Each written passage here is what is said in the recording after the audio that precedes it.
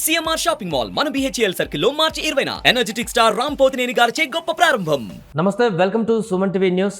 నేను మీ సాయి. వంగవీటి రాధా ప్రయాణమేటు ప్రస్తుతం ఆయన నాదెండ్ల మనోహర్తో కలిసినటువంటి తర్వాత బెజవాడి రాజకీయాల్లో ఒక కొత్త చర్చకు తావిచ్చింది. జనసేన పార్టీలకు ఏమైనా వెళుతున్నారా, లేకుంటే ఒక కొత్త స్టెప్ ఏమైనా తీసుకుంటున్నారా? రాధా మనోహర్ భేటీకి సంబంధించినటువంటి పూర్తి వివరాలు ఏంటో తెలుసుకునేటువంటి ప్రయత్నం చేద్దాం. మనతో పాటు Suman TV news chief editor Keshav గారు ఉన్నారు. సార్ నమస్తే. నమస్తే. వంగవీటి రాధా నాదెండ్ల మనోహర్ భేటీకి సంబంధించి ఎలా చూడొచ్చు సార్? అంటే జనసేనకు వెళ్ళే అవకాశం ఏమైనా ఉందా? ఎందుకంటే టీడీపీలో ఎలా టికెట్ ఇవ్వలేదు. అంటే చాలా రోజులుగా వంగవీటి రాధా ప్రస్థానం గురించి చర్చ నడుస్తున్నటువంటి పరిస్థితి ఉంది. విజయవాడ రాజకీయాలకు సంబంధించి చూస్తే కనుక వంగవీటి ఫ్యామిలీకి ఒక ప్రత్యేకమైనటువంటి స్థానం ఉంది. కానీ రాధా కూడా ఆ ఇమేజ్ని కంటిన్యూ చేస్తున్నటువంటి నాయకుడు. ప్లస్ ఇటీవల కాలంలో కాపు సామాజిక వర్గానికి సంబంధించినటువంటి లెక్కలు ఎక్కువగా మాట్లాడుతున్నటువంటి తరుణంలో రాధా ఎటువైపు వెళ్తారో అనేటువంటి చర్చ అయితే ఖచ్చితంగా జరుగుతుంది. సో ఇప్పుడు తెనాలి నుంచి నాదెండ్ల మనోహర్ ఎమ్మెల్యేగా కంటెస్ట్ చేస్తున్నారు. ఆయన పార్టీ కార్యాలయానికి రాధా వెళ్ళి పలకరించారు. జస్ట్ కార్డియల్గా మాట్లాడుకున్నాం. అంటే సహజంగా ఏదో పలకరింపులాగా జరిగినటువంటి ప్రక్రియ తప్పితే ఇది రాజకీయ ప్రాధాన్యం ఉన్నది కాదు అనేటువంటి మాట వాళ్ళు పైకి చెప్తున్నటువంటిది. అయితే ఒక ఇంట్రెస్టింగ్ డెవలప్మెంట్ అయితే జరుగుతుంది. ఎందుకంటే ఎప్పుడైతే జనసేన పార్టీ పొత్తు విషయంలో సీట్ల ప్రకటనలు చేయడం ప్రారంభించిన తర్వాత కాపు సామాజిక వర్గంలో ఒక విధమైనటువంటి వ్యతిరేకత వస్తున్నటువంటి వాతావరణాన్ని సృష్టించేటువంటి ప్రయత్నం జరుగుతుంది. అటు ముద్రగడ పద్మనాభం గారు వెళ్ళి వైసీపీలో చేరడం కానీ, జోగయ్య గారి కుమారుడు వెళ్ళి వైసీపీలో చేరడం కానీ, జోగయ్య గారు లెటర్లు రాసేటువంటి క్రమంలో కాపుల బాధ్యత అంతా పవన్ కళ్యాణ్కి అంటగడుతూ వాళ్ళందరినీ ఈయన భుజాన మీద మోస్తున్నట్టుగా రాస్తున్నటువంటి విధానం కానీ, ఇదంతా కూడా జనసేన పార్టీని ఇబ్బంది పెడుతున్నటువంటి పరిస్థితి ఉంది. అలానే ఇప్పుడు రాబోయే ఈ ఎలక్షన్స్లో ఈ 21 అసెంబ్లీ సీట్లు, 2 పార్లమెంటు సీట్లు గెలిపించుకోవడానికి కూడా కొన్ని వ్యూహాలు పన్నాల్సినటువంటి అనివార్యత కనిపిస్తుంది. తెలుగుదేశం పార్టీలో రాధాకి సీట్ దక్కలేదు మీరు అన్నట్టుగా. కాబట్టి ఏం చేయబోతారు అనేది ఆసక్తి ఆ సందర్భంలో ఈ భేటీ జరిగింది. కాబట్టి ఖచ్చితంగా రాజకీయంగా ఒక ప్రాధాన్యం ఉండేటువంటి అంశంలా కనిపిస్తుంది. దీనికంటే ముందర కొడాలి నాని, వల్లభనేని వంశీ లాంటి వాళ్ళు కూడా రాధాకి ఆహ్వానాలు ఇచ్చారు. మీరు వచ్చి జాయిన్ అయితే బాగుంటుంది అనేటువంటి సంకేతాలు ఇచ్చడానికి వాళ్ళ ప్రయత్నాలు వాళ్ళు చేస్తారు. బట్ ఇద్దరు ప్రముఖులు అటు వెళ్ళారు కాబట్టి రాధాని ఇటు తీసుకొస్తే యువకుడు కాబట్టి పవన్ కళ్యాణ్తో కలిసి పనిచేయడానికి ఆయన కూడా ఆసక్తి. గతంలో ప్రజారాజ్యం పార్టీతో కలిసి పనిచేశారు ఆయన. 2009లో ప్రజారాజ్యం పార్టీ తరఫున విజయవాడ సెంట్రల్ నియోజకవర్గానికి ఆయన ఎమ్మెల్యేగా కంటెస్ట్ చేశారు. అయితే స్వల్ప తేడాతో ఓడిపోయారు. 840 ఓట్ల చిల్లర తేడాతో ఓడిపోయాడు ఆయన. అప్పుడు మల్లాది విష్ణు గెలిచారు. సో తర్వాత జరిగినటువంటి పరిణామాలన్నీ మనకు తెలుసు. అందుకని ఇప్పుడున్నటువంటి తాజా పరిస్థితుల్లో కనుక తెలుగుదేశాన్ని వీడతారా? ఎందుకంటే లాస్ట్ ఎలక్షన్స్లో తెలుగుదేశం పార్టీ తరఫున స్టార్ క్యాంపెయినర్గా చేశారు. ఎక్కడ కంటెస్ట్ చేయకపోయినా కానీ స్టార్ క్యాంపెయినర్గా ఉన్నారు. ఈసారి కూడా అలాంటి పాత్రే పోషిస్తారా అనేటువంటి అనుమానాలు ఉన్నాయి. సో అందులో భాగంగా ఒకవేళ మనోహర్ గారితో కలిసారా, లేదంటే ఇంకేదన్నా ప్రత్యేకమైనటువంటి ఆలోచన ఉందా అనేది ఒక ఆసక్తి రేకెత్తున్నటువంటి అంశం. ఒకవేళ వంగవీటి రాధా కనుక జనసేనకి నుంచి కంటెస్ట్ చేస్తే జనసేన పార్టీకి ఎంతవరకు బలం చేకూరే అవకాశం ఉంది? అండ్ ఇంకొకటి, మిత్రధర్మం టీడీపీ, జనసేన, బీజేపీ ఉన్నారు కాబట్టి టీడీపీలో ఉన్నటువంటి వ్యక్తి జనసేన లేకపోతే టీడీపీ నుంచి ఎలాంటి రిలేషన్షిప్ ఉండేటువంటి అవకాశం ఉంటుంది? ఒకటి, ఇప్పుడు రాధా ప్రస్థానాన్ని చూస్తే 2004లో ఆయన మొదటిసారి ఎమ్మెల్యే అయ్యారు విజయవాడ ఈస్ట్ కాన్స్టిట్యున్సీ నుంచి. 2009లో డీలిమిటేషన్ జరిగిన తర్వాత అదే ఈస్ట్ కాన్స్టిట్యున్సీ కొన్ని భాగాలుగా విభజించారు. ఆ క్రమంలో కొంత ఈస్ట్లోకి వెళ్ళింది, కొంత సెంటర్లోకి వెళ్ళింది. సో అక్కడ సామాజిక వర్గాల పరంగా కానీ రాధాకి పట్టున్నటువంటి కాలనీలు కానీ అటు ఇటు షిఫ్ట్ అయిపోయినటువంటి పరిస్థితి. సో అది రాజకీయంగా ఆయనకు కొంత ఇబ్బంది కలిగించినటువంటి పరిణామం. 2009లో కాంగ్రెస్ పార్టీని వీడి ప్రజారాజ్యంలోకి వచ్చి పోటీ చేసినప్పుడు స్వల్ప తేడాతో ఓడిపోవడానికి కూడా అదే ప్రధానమైనటువంటి కారణం. ఈ నేపథ్యంలో మళ్ళీ ఆయన ఏం చేశారు, 2014లో వైఎస్ఆర్సీపీలో చేరి సెంట్రల్ కాన్స్టిట్యున్సీ వదిలేసి ఈస్ట్ కాన్స్టిట్యున్సీ నుంచి ట్రై చేశారు.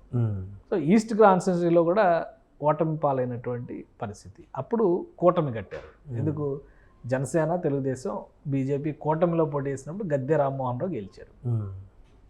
అదే ఈస్ట్ కాన్స్టిట్యున్సీలో ప్రజారాజ్యం తరపున పోటీ చేసినటువంటి అప్పటి నాయకులు యార్లగడ్డ రవి అనుకుంటా, బహుశా రవికుమార్ అనుకుంటా, ఆయన గెలిచినటువంటి పరిస్థితి ఉంది స్వల్ప మెజారిటీతో. అక్కడ అంతా ఈక్వల్ ఓట్ షేరింగ్ ఉంది కాబట్టి స్వల్ప మెజారిటీతో అప్పుడు ప్రజారాజ్యం గెలిచింది 2009. కానీ ఈస్ట్లో రాధా వెళ్ళిన తర్వాత వైఎస్ఆర్సీపీ గుర్తు మీద ఆయన పోటీ చేసి ఓడిపోయాడు. తర్వాత 2019 ముందర ఎన్నికల ముందర జనసేనలోకి వెళ్తారని, తెలుగుదేశం అని ఇట్లా రకరకాల చర్చలు జరిగినాయి. తెలుగుదేశంలోకి అసలు వెళ్ళే ప్రసక్తే లేదు, ఎందుకంటే వంగవీటి రంగా గారి హత్య కేసు అనేటువంటిది తెలుగుదేశం పార్టీ కంటిన మకిలి అని ప్రచారం జరిగిన తర్వాత కూడా రాధా వెళ్ళి అక్కడ జాయిన్ అయ్యారు. చంద్రబాబు నాయుడు మళ్ళీ సీఎం కావాలని యాగాలు చేశారు. స్టార్ క్యాంపెయినర్గా పార్టీ తరఫున ప్రచారం చేశారు. సో కంటెస్ట్ చేయలేరు. అప్పటి నుంచి ఇప్పటివరకు ఆయన అలానే కొనసాగుతున్నటువంటి పరిస్థితి తెలుగుదేశంలో. చాలా ప్రస్తావనలు వచ్చినాయి, మధ్యలో పార్టీ మారుతున్నారని. బట్ ఇప్పుడు మేబీ ఒక మిత్రధర్మం ప్రకారమే బదలాయింపు కూడా జరగవచ్చు. ఎందుకంటే ఒక చర్చ నడుస్తుంది, మచిలీపట్నం లోక్సభ స్థానానికి జనసేన పార్టీ అభ్యర్థిని నిలబెడుతుంది. వల్లభనేని బాలశౌరి సిట్టింగ్ ఎంపీగా ఉన్నటువంటి వ్యక్తి అక్కడి నుంచి కంటెస్ట్ చేయబోతున్నారు. ఈ నేపథ్యంలో జనసేనకి అవనిగడ్డ అసెంబ్లీ స్థానాన్ని కేటాయించేటువంటి అంశం పైన చర్చ నడుస్తుంది. దాదాపు 99% ఆ సీటు జనసేన పార్టీ సీట్ అనేటువంటి విషయం క్లియరెన్స్ ఇచ్చేసినట్టు తెలుస్తుంది. అయితే అక్కడ పోటీలో నిలబడేటువంటి అభ్యర్థి ఎవరు అనే దాని మీద స్థానికంగా ఒక 2-3 పేర్లు వినిపిస్తున్నాయి. ఆల్రెడీ జనసేన పార్టీ జిల్లా అధ్యక్షుడిగా ఉన్నటువంటి బడ్రెడ్డి రామకృష్ణ పేరు కూడా అక్కడ వినిపిస్తుంది. కాకపోతే మారిన పరిణామాలను దృష్టిలో పెట్టుకొని జగన్మోహన్ రెడ్డి కొన్ని ఎత్తుగడలు వేస్తూ ఉన్నారు. అవనిగడ్డ సిట్టింగ్ ఎమ్మెల్యే సింహాద్రి రమేష్ని మచిలీపట్నం ఎంపీగా పంపిస్తామని ముందు ప్రకటించారు. తర్వాత కొన్ని మార్పులు జరిగినాయి. తర్వాత డాక్టర్ సింహాద్రి చంద్రశేఖర్ని తీసుకొచ్చి అక్కడి నుంచి ఎంపీ కంటెస్ట్ చేస్తున్నారు. మళ్ళీ సింహాద్రి రమేష్ వచ్చి అవనిగడ్డలో ఎమ్మెల్యే కంటెస్ట్ చేస్తున్నారు. తెలుగుదేశం పార్టీకి మండలి బుద్ధప్రసాద్ మాజీ ఎమ్మెల్యే, సీనియర్ నాయకుడు, గతంలో డిప్యూటీ స్పీకర్గా చేసిన ఆయన, అక్కడ నాయకుడు ఉన్నప్పటికీ కూడా పొత్తులో భాగంగా ఆ సీట్ ఇవ్వాల్సిన పరిస్థితి వచ్చింది. సో అక్కడ పోటీ చేసేటువంటి అభ్యర్థి ఒక బలమైనటువంటి జనాకర్షణ కలిగిన నాయకుడైతే బెటర్ అనేటువంటి చర్చ గత కొద్ది రోజులుగా జరుగుతుంది. అందుకని అవనిగడ్డ సీటు పెండింగ్లో ఉంది. అసలు ప్రాబబిలిటీస్ లిస్ట్లో కూడా ఎక్కడ కనిపించినటువంటి పరిస్థితి ఉంది. అందుకని బాలశౌరి వాస్తవానికి ఆయన కుమారుని బరిలో దింపుదాం అనుకున్నారు, ఆ సీటు కూడా అడిగారు అనేటువంటి ప్రస్తావన ముందు జరిగింది. ఎంపీగా ఈయన కంటెస్ట్ చేస్తే కుమారుడు ఎమ్మెల్యేగా కంటెస్ట్ చేస్తారు. కానీ ఇప్పుడు ఎంపీ సీటు గెలుచుకోవాలంటే ఒక బలమైనటువంటి జనాకర్షణ కలిగినటువంటి ముఖ్యంగా కాపు సామాజిక వర్గానికి సంబంధించినటువంటి నాయకుల అవసరం మచిలీపట్నం లోక్సభ స్థానం పరిధిలో ఉంది. సో ఇవన్నీ దృష్టిలో పెట్టుకుని చూసేటువంటి క్రమంలోనే వంగవీటి రాధ అక్కడి నుంచి బరిలోకి దిగితే సామాజిక వర్గ పరంగా ఒక ఊపు వస్తుంది అనేటువంటి చర్చ అయితే చాలా క్లియర్గా జరుగుతుంది. ఇదేది సాధ్యం కాని పక్షంలో బాలశౌరిని ఎంపీ కంటే నేను అక్కడి నుంచి ఎమ్మెల్యేగా కంటెస్ట్ చేస్తానని మాట్లాడుతున్నారని కూడా ఒక విషయం బయటకు వస్తుంది. సో ఇవన్నీ జరుగుతున్న తరుణంలో మనోహర్తో భేటీ అంటే ఖచ్చితంగా జనసేన కోటాలో వచ్చే సీటు కాబట్టి అలాంటి చర్చలు జరిగే అవకాశం ఉంది అనేది బయటకు వస్తున్నటువంటి సమాచారం. కానీ ఇప్పుడున్నటువంటి తాజా రాజకీయ పరిస్థితులను బట్టి చూస్తే కనుక ప్రతి సీటు గెలవాల్సిందే అనేటువంటి ఒక పకడ్బందీ ప్రణాళికతో ముందుకు వెళ్ళాలని పవన్ కళ్యాణ్ ఆశిస్తున్నారు. 21 సీట్లు గెలిచి చూపించాలనేటువంటి మాట మాట్లాడుతున్నారు. కాబట్టి అక్కడ ఒక ఛాన్స్ అయితే ఉంది. ఖచ్చితంగా ఒకవేళ రాధాని బరిలోకి దింపేటువంటి ప్రయత్నంలో కనుక జనసేన పార్టీ నుంచి బరిలో దింపాలనేటువంటి ప్రతిపాదన వస్తే చంద్రబాబు నాయుడు కానీ తెలుగుదేశం పార్టీ కూడా పెద్దగా అభ్యంతరం పెట్టకపోవచ్చు అనేటువంటి సంకేతాలు అయితే కనిపిస్తున్నాయి. ఇంకా అభ్యర్థులు ప్రకటించకపోవడానికి కూడా కారణం ఇదే అనుకోవచ్చు. జనసేన అంటే 21 సీట్ అయినా కూడా ఆచితూచి అడిగేస్తున్నారు. అంటే బలమైన నేతలు ఇంకా సెర్చింగ్ చేసేటువంటి ప్రాసెస్లో ఉన్నారా జనసేన? అంటే జనసేనకి ఎంచుకున్నటువంటి సీట్లకు సంబంధించి ఒక చిన్న కాంప్లికేషన్ ఉంది. కొన్ని బలంగా ఉన్నటువంటి సీట్లు అనుకున్న చోట్ల బీజేపీతో పోటీ వస్తుంది. ఉదాహరణగా తాడేపల్లిగూడెం లాంటి సీటు పైన బీజేపీ గత 2014 ఎన్నికల్లో తన అభ్యర్థిని గెలిపించుకున్నటువంటి సీటు, కానీ ఇప్పుడు అది జనసేనకు వెళ్ళిపోయేటువంటి పరిస్థితి. అలాంటి విజయవాడ వెస్ట్ కాన్స్టిట్యున్సీ ఉంది, అది జనసేనకి బలమైన నాయకత్వం ఉన్నటువంటి సీటు. కానీ బీజేపీ విజయవాడ పరిధిలో ఒక సీటు అడుగుతున్నటువంటి క్రమంలో గతంలో అదే సీట్ని 2014లో వెల్లంపల్లి శ్రీనివాస్ బీజేపీ గుర్తు మీద పోటీ చేసి స్వల్ప తేడాతో ఓడిపోయాడు అక్కడ. కాబట్టి మళ్ళీ అదే సీట్ అడుగుతున్నటువంటి పరిస్థితి. ఇలాంటి కాంప్లికేషన్స్ ఉన్నాయి. కాబట్టి ఇబ్బంది రావు అనుకున్నటువంటి సీట్లకు సంబంధించి ఫస్ట్ ఒక 5 ప్రకటించారు, తర్వాత నిడదవోలు డిక్లేర్ చేసి, తర్వాత పిఠాపురం పవన్ కళ్యాణ్ క్లారిటీ ఇచ్చారు. కాబట్టి ఒక 7 సీట్లకి క్లారిటీ వచ్చినట్టుగా మనం చూడాలి. 14 సీట్లు పెండింగ్లో ఉన్నాయి. ఈ 14 సీట్లలో కూడా ఆసక్తి అంటే యాస్పిరేషన్స్ ఉన్నటువంటి కొంతమంది యాస్పైరింగ్ క్యాండిడేట్స్ ఎవరైతే ఉన్నారో వాళ్ళందరినీ పిలిచి నియమ నిబంధనలకు సంబంధించి పార్టీ నియమావళికి సంబంధించి పవన్ కళ్యాణ్ ఒక గైడ్లైన్స్తో కూడినటువంటి ఒక పత్రాన్ని అందజేశారు. ఖచ్చితంగా వాళ్ళకే ఆ సీట్లు దక్కుతాయి అనేటువంటి చర్చ కూడా నడుస్తుంది. చాలామంది ఉన్నారు అందులో. ఆ లిస్టులో బొమ్మిడి నాయకర్ లాంటి వాళ్ళు, అలానే ధర్మరాజు లాంటి వాళ్ళు ఉంగుటూరు నుంచి, ఇట్లా ఈ పేర్లన్నీ బొలిశెట్టి శ్రీనివాసు, ఇవన్నీ పేర్లన్నీ వస్తున్నాయి.